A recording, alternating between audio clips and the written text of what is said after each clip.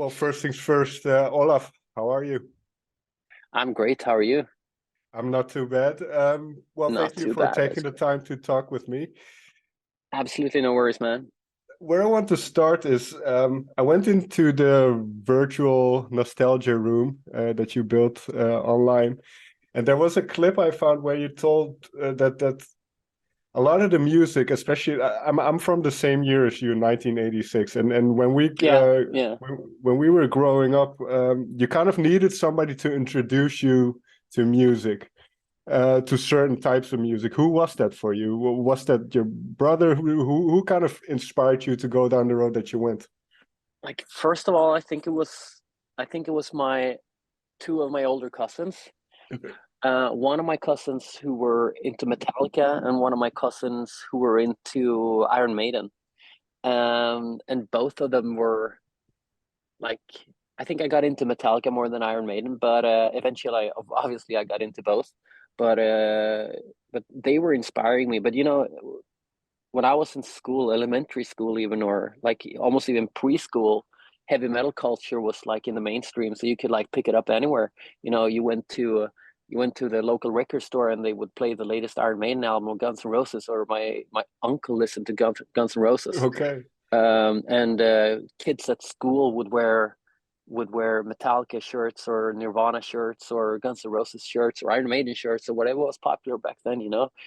Heavy metal culture was everywhere. So that was eventually how you picked it up, and you could like, I remember like walking the streets of my hometown. It's just like I just learned how to read, and I was reading like on public walls. It was like Megadeth, Slayer. It was so present in my life in a way that I guess it's not accessible today. That's an interesting question, and obviously we know music kind of works in cycles, and certain things that are popular Yeah. kind of they pop up or sooner or later. But why do you think that is? Why do you think metal kind of went from being the dominant type of music to, or at least kind of very much in the public eye, to more of a subgenre? I think that comes with most genres, to be honest. I mean, it's not like 50s rock are like in the mainstream anymore, and it's not like jazz music are played on other places than public libraries anymore.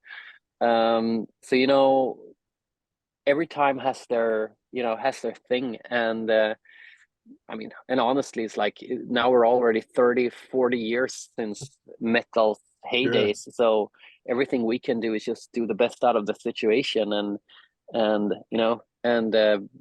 me as a musician just play the music that I like to hear myself.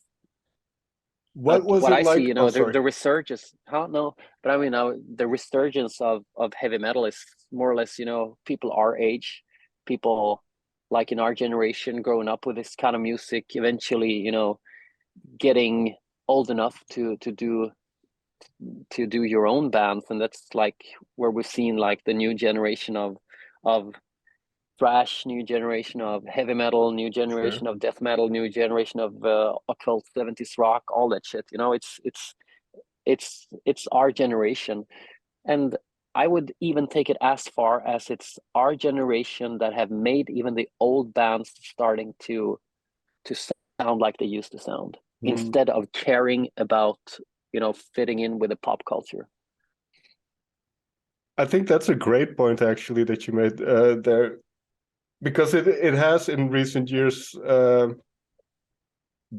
being authentic has become very important, and to not try to conform. And Yeah, I mean that's kind of the metal ethos to begin with, right? To not conform yeah, to what other people want. yeah. I mean, why do you think Metallica left the country grunge genre that they started? Well, we're all glad that they did. Yeah, yeah. But you growing up then, young kid in Sweden, you have all this music around. What was it? Did you just lock yourself in a room for a couple of years and learn to play the guitar? How did you kind of proceed to internalize all that music?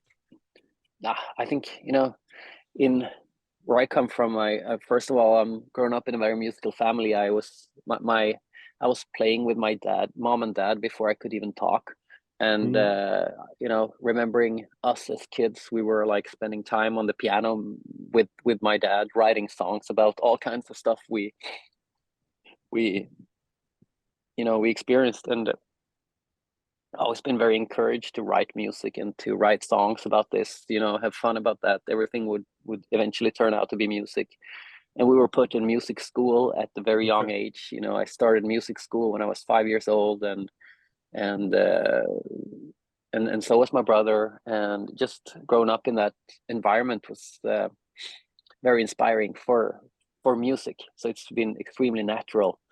But also, discovering heavy metal at a young age was like a fusion that that eventually sparked what I'm doing today.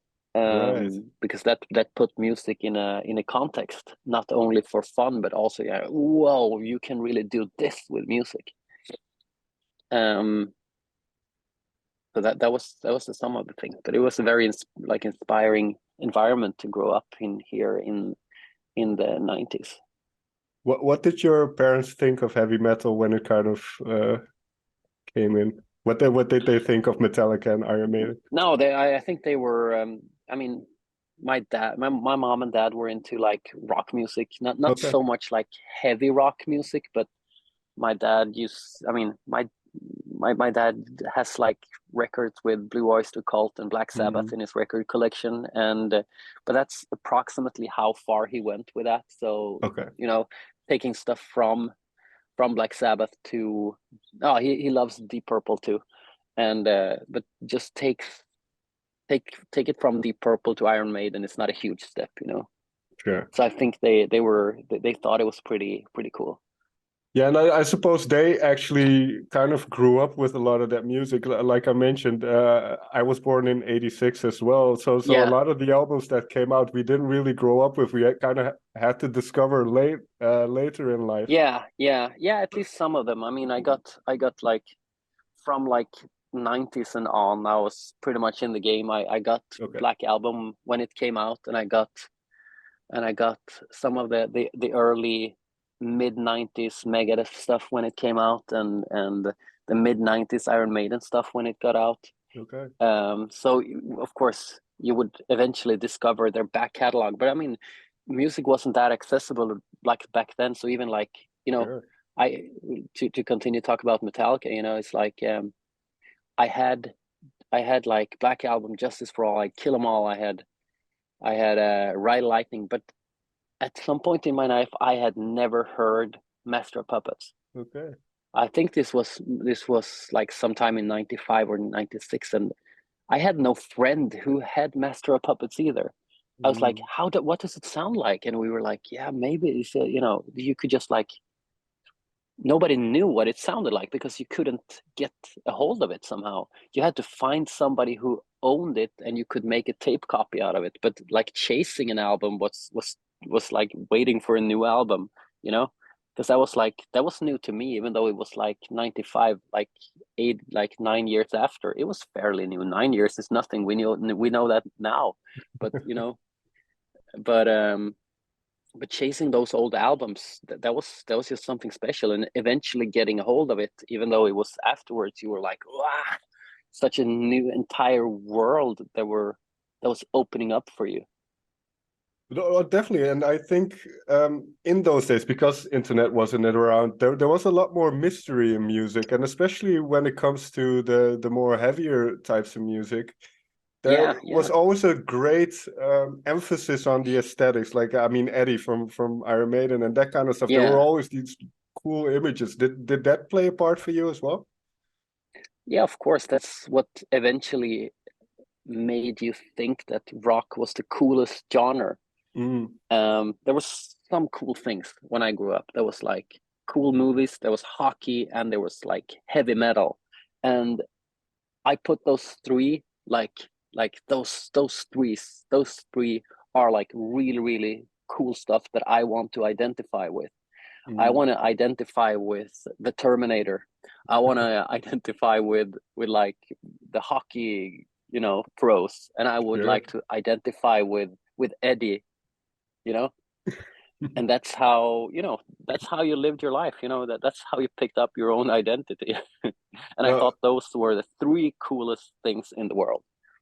now, with all that we've mentioned in mind, I wrote a line down from the title track "Nostalgia." All the dreams and all the Yeah. hopes we had died young. So, with all those dreams, and for me, it was also about America. America seemed like this far off place that was amazing and kind of otherworldly. For you, when did reality kind of start to set in? What was it when you were already a musician? Well, I think I will always be chasing, those dreams, or those let's say those ideas you have of a certain experience. But once you get to America, you want to go, next thing you want to go to another place, and then to a third place, and so I haven't seen the entire world yet. So I still have like goals about where to go and play music, for example. Well, very quickly then, what was the dream when you were 16, 17 years old? Was it just the kind of prototypical sex, drugs, and rock and roll lifestyle, or was it how did you kind of envision being in a metal band? I don't know. I guess I just wanted success somehow. Hmm. Um, and that was what I was focusing on, I guess, like doing well attended shows, doing well attended tours, do something that was for real. I guess that was like my dream back then.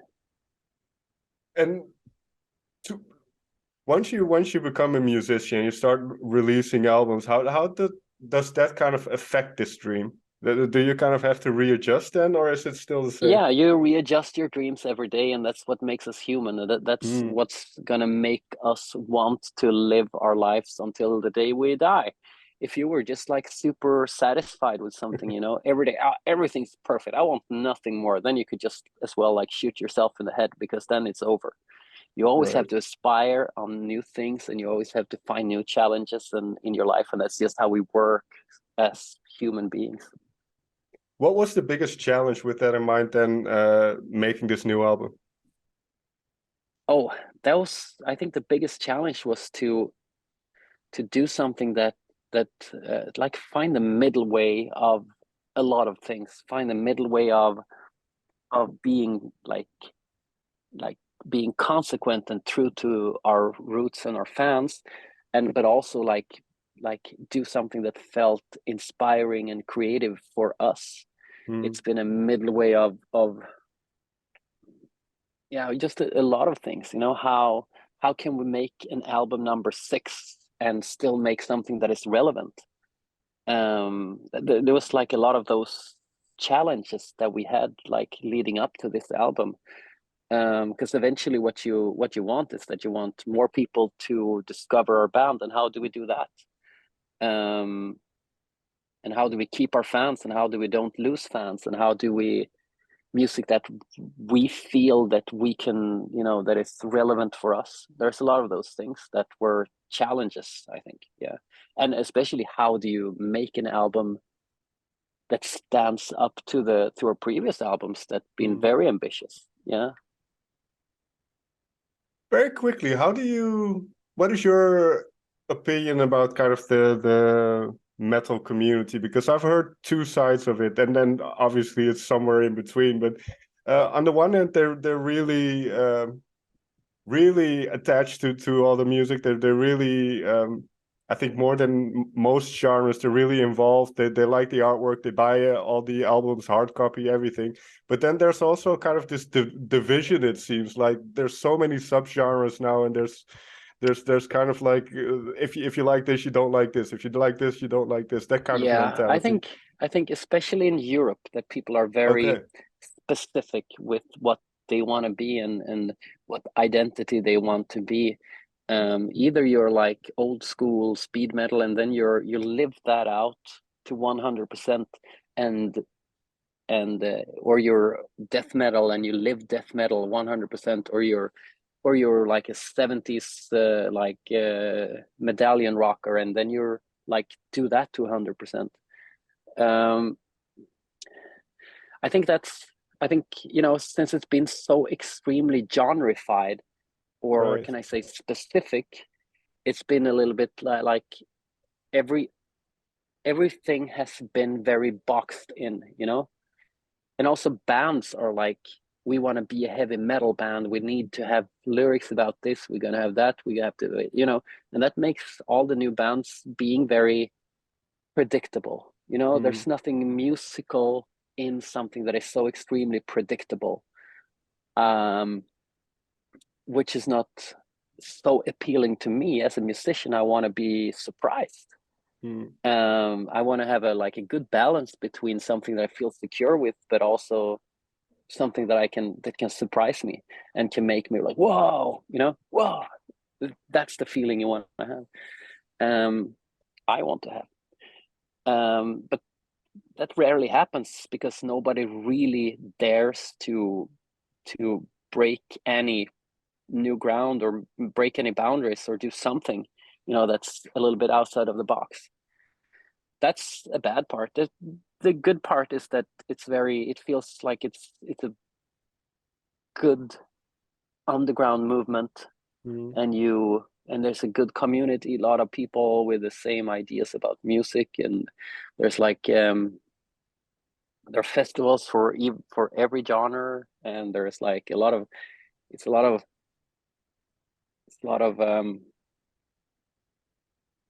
things to do. You mentioned that wow moment. When was the last time you had that? Yesterday when I was listening to For Those About to Rock with AC/DC. Fair enough. Yeah. Wow, what an album. But you mentioned a band, and I'm fascinated by AC/DC because they are one of the few bands who, if you listen to their lyrics, it's they sing about the devil, rock, and guitar playing. It's very, it sounds kind of derogatory, but it's simple music. But for some reason, it hits you to the core. I'm so fascinated by it. Yeah, I think AC/DC it's an underrated band. They're overrated because they're one of the biggest bands in the world, but they're extremely underrated. I think that they have they're very can I say they're very standard, but they have one or two tracks on every album that is just so incredibly great when they really break the standards, when they go a little bit outside of their box. That's when they are really the best. In terms of kind of because you mentioned trying to get that balance between keeping the identity of the band intact, but also evolving as musicians. So what have you found in terms of evolving, where your mind is going, in which direction?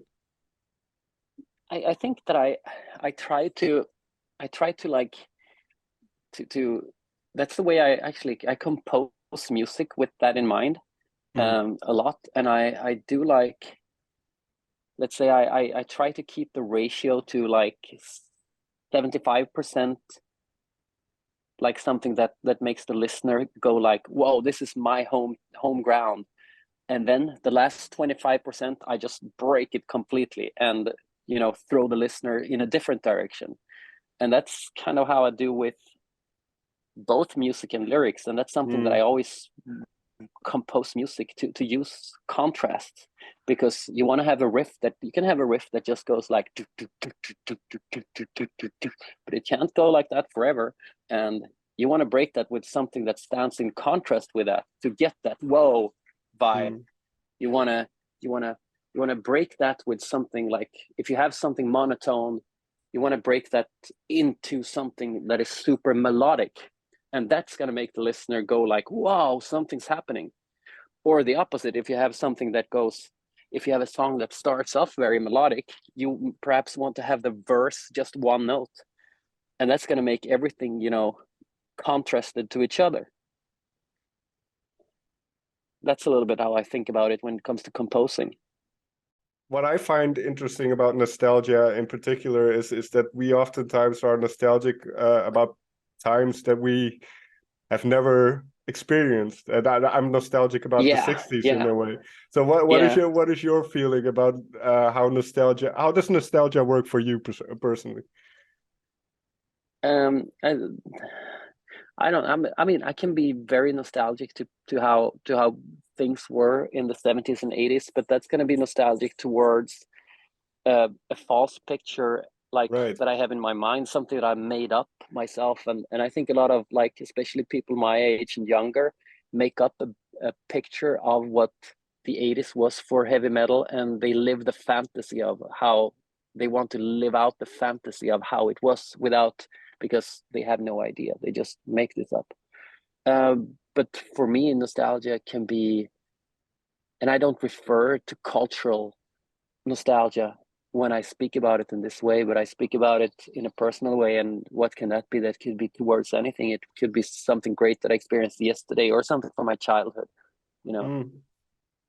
Yeah, for me, it's kind of the freedom of just being able to go outside, see if your friends are home, running around and doing crazy Yeah. stuff, and then not Yeah. having the Yeah. pressure of thinking about paying rent and all that kind of stuff. Yeah. Yeah. That's when I really want to relive my childhood too. That's why I spend a lot of time at my parents' house just pretending to be a child. That makes me feel good. One last comment then, because I heard people say being a musician is kind of stalling becoming an adult, that you kind of try to be good. Is that fair in any way? Yeah, but I mean, there's a because I spent my entire life like as a professional musician, and when I'm not doing that, I'm doing sound engineering for other Mm. bands and stuff like that. So I never had the chance to like be a normal adult with a regular life, and that's maybe that's what makes me, you know, staying young and in my mind and staying who I am. I don't want to. I have no like. There's nothing in me that wants to conform, or nothing in me that want to change to fit into some other like some other context that I'm not comfortable with. I'm just myself, and the way I am, and I always going to be like that. I think that's the perfect ending. Olaf, thank you so much for taking Thank you. the time to talk with me.